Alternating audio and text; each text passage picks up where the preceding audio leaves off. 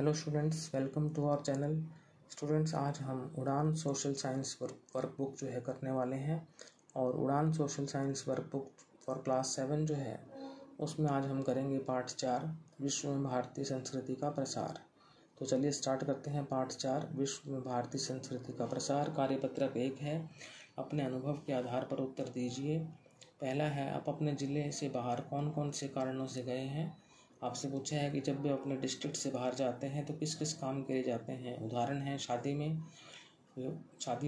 Attend करने के लिए, विवाह शादी में, पढ़ाई के लिए, ख़रीदारी करने के लिए, कोई चीज़ खरीदनी है, डॉक्टर को दिखाने के लिए, इलाज के लिए यानी, और समारोह में माता पिता के साथ। आप अपने हिसाब से और भी ऐड कर सकते हैं। आगे है, दूसरे स्थान पर जाकर आप खान पान, पहनावे आदि में क्या अंतर देखते हैं। तो दूसरे स्थान पर जाकर हम जो है खान पान, पहनावे में अंतर देखते हैं। व्यंजन जो है वो भिन्न होते हैं और बोली में भी अंतर होता है। तो ये आपका आंसर है। ग में है, दो स्थानों पर रहने वाले लोगों के जीवन में भिन्नता क्यों पैदा होती है। तो वो इसलिए होती है, तो आवश्यकता अलग होती है, जलवायु अलग होती है, खान पान अलग होता है, पहनावा अलग होता है, संस्कृति अलग होती है, रीति रिवाज अलग होते हैं। इन कारणों से दो स्थानों पर रहने वाले लोगों के जीवन में भिन्नता पैदा होती है। और अगला है, यह आपके पाठ के अनुसार विदेशी व्यापार कौन से रूप में सर्वाधिक होता था। जल मार्ग अथवा वायु मार्ग अथवा स्थल मार्ग। तो जल मार्ग के द्वारा विदेशी व्यापार सर्वाधिक होता था। पाठ के अनुसार, हमारे पाठ के अनुसार विदेशी व्यापार कौन से रूप से अधिक होता था। जल मार्ग के द्वारा। अब है आपका कार्यपत्रक 2। इसमें क में है, आपके आसपास के बड़े बड़े कुछ स्कूलों के नाम लिखें। तो आप स्टूडेंट्स जहाँ भी पढ़ रहे हैं, आपके आसपास जो भी बड़े स्कूल हैं उनके नाम आप लिख सकते हैं। यहाँ मैंने एग्जाम्पल के रूप में लिखा है, Halwasia Vidya Vihar, waste model school और दिल्ली पब्लिक स्कूल। आप कोई भी नाम अलग लिख सकते हैं और आपको लिखने भी चाहिए। अगला है ख, आपके अनुसार अनपढ़ रह जाने से क्या नुकसान है। कि भाई जो लोग अनपढ़ रह जाते हैं उनसे नुकसान क्या है। अनपढ़ रह जाने से यह नुकसान है कि हमारे अंदर समझ विकसित नहीं होगी। अगर हम अनपढ़ रह जाते हैं तो ये नुकसान होगा कि हमारे अंदर समझ का विकास नहीं होगा, हम अच्छे बुरे की पहचान नहीं कर पाएंगे, हमें पता नहीं होगा क्या चीज़ अच्छी है क्या चीज़ बुरी है। यह है, विश्वविद्यालय में कौन सी शिक्षा दी जाती है। अपने मानसिक स्तर के अनुसार शब्द व्याख्या दे। तो विश्वविद्यालय में उच्च शिक्षा दी जाती है और व्यावसायिक शिक्षा दी जाती है। उच्च शिक्षा यानी हायर एजुकेशन और व्यावसायिक शिक्षा यानी वोकेशनल एजुकेशन। अब चलते हैं आगे हम गह पर। पहले और अब के व्यापार में क्या अंतर है। पहले का व्यापार देखेंगे और फिर अब का व्यापार। तो पहले का व्यापार जैसे हमने पढ़ा कि जल मार्ग के द्वारा होता था, तो ये धीमी गति से होता था। पहले का व्यापार मात्र पड़ोसी राज्यों के साथ ही होता था।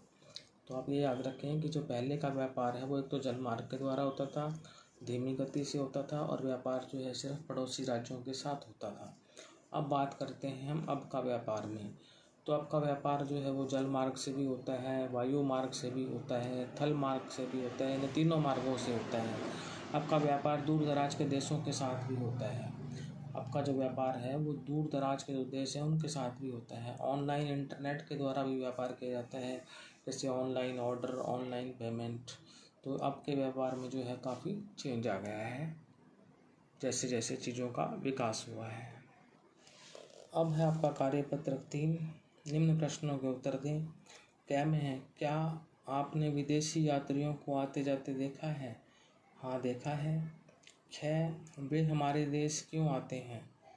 वो आते हैं भ्रमण के लिए यानी घूमने के लिए, व्यापार के लिए और संस्कृति की जानकारी के लिए। हमारे देश की संस्कृति क्या थी उसका पता लगाने के लिए, हमारे कल्चर को देखने के लिए।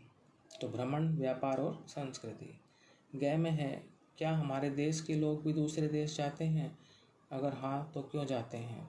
हाँ, हमारे देश के लोग भी दूसरे देश जाते हैं, वो इसलिए कि भ्रमण के लिए, नौकरी के लिए, शिक्षा के लिए और व्यापार के लिए। घ में है, विश्व के अन्य भागों में बैठे लोगों से संपर्क कैसे किया जा सकता है? मोबाइल फ़ोन के द्वारा, इंटरनेट के द्वारा और अन्य ऑनलाइन सोर्सेज जो हैं उनके द्वारा। अब चलते हैं कार्यपत्रक 4 की तरफ। पाठ को ध्यान से पढ़ो और निम्न तालिका करो। भारतीय विद्वान, भारतीय विश्वविद्यालय, धर्म प्रचारक और विदेशी यात्री। तो भारतीय विद्वान जो है पहला है भारवी, सेकंड कौटिल्य, थर्ड ऋषि भारद्वाज, फोर्थ आर्यभट्ट। अब अपने हिसाब से और नाम भी लिख सकते हैं या सारे अलग भी लिख सकते हैं। तो मैंने यहाँ लिखा है भारवी, कौटिल्य, ऋषि भारद्वाज, आर्यभट्ट। फिर है भारतीय विश्वविद्यालय, उसमें आ जाएगा नालंदा, तक्षशिला, विक्रमशिला, वल्लभी और पुष्पगिरी। भारतीय विश्वविद्यालय में नालंदा, तक्षशिला, विक्रमशिला, वल्लभी और पुष्पगिरी। अब धर्म प्रचारक में पहला है आदि गुरु शंकराचार्य, गुरु नानक देव, महावीर, गौतम बुद्ध, कबीर, दलाई लामा। और विदेशी यात्री हो जाएंगे ह्वेनसांग, अल्बरूनी, फाहियान और मैगस्थनीज। तो भारतीय विद्वान, भारतीय विश्वविद्यालय, धर्म प्रचारक, विदेशी यात्री, कुछ मैंने नाम लिखे हैं। आप इन नामों में और बढ़ा सकते हैं या सारे अलग भी लिख सकते हैं। अब है आपका कार्यपत्रक 5। कार्यपत्रक 5 पढ़ें। विश्व में भारतीय संस्कृति का प्रसार करने में निम्नलिखित की भूमिका बताइए। पहला है भारतीय विद्वान, भारतीय संस्कृति को एक स्थान से दूसरे स्थान तक विस्तृत किया। तो भारतीय विद्वान ने क्या किया? भारतीय संस्कृति को एक स्थान से दूसरे स्थान तक विस्तृत किया यानी फैलाया। क्या है शिक्षा का प्रभाव? हमारी संस्कृति एक पीढ़ी से दूसरी पीढ़ी तक आगे बढ़ी। शिक्षा का प्रभाव ये हुआ कि हमारी जो संस्कृति थी वो एक पीढ़ी से दूसरी पीढ़ी तक आगे बढ़ी। अगला है धर्म का प्रभाव। हमारी संस्कृति में सहनशीलता एवं भाईचारे जैसे गुण सम्मिलित हुए। हमारी जो संस्कृति है, हमारा जो कल्चर है, उसमें सहनशीलता यानी टॉलरेंस, भाईचारे यानी ब्रदरहुड जैसे जो गुण हैं वो शामिल हुए। अगला है ग्रंथों का प्रभाव। ग्रंथों का क्या प्रभाव हुआ? ग्रंथों ने हमारी संस्कृति को सहेज कर अथवा बरकरार रखा। ग्रंथों ने क्या किया? जो हमारी संस्कृति है उनको सहेज कर यानी सही सलामत रखा और बनाए रखा, बरकरार रखा। तो ये तो थे कि भाई भारतीय विद्वानों की क्या भूमिका थी, शिक्षा का प्रभाव क्या था, धर्म का प्रभाव क्या था, ग्रंथों का प्रभाव क्या था। तो स्टूडेंट्स, इसी के साथ हमारा जो पार्ट 4 है वो यहीं पर समाप्त होता है। नेक्स्ट वीडियो में हम करेंगे पार्ट 5।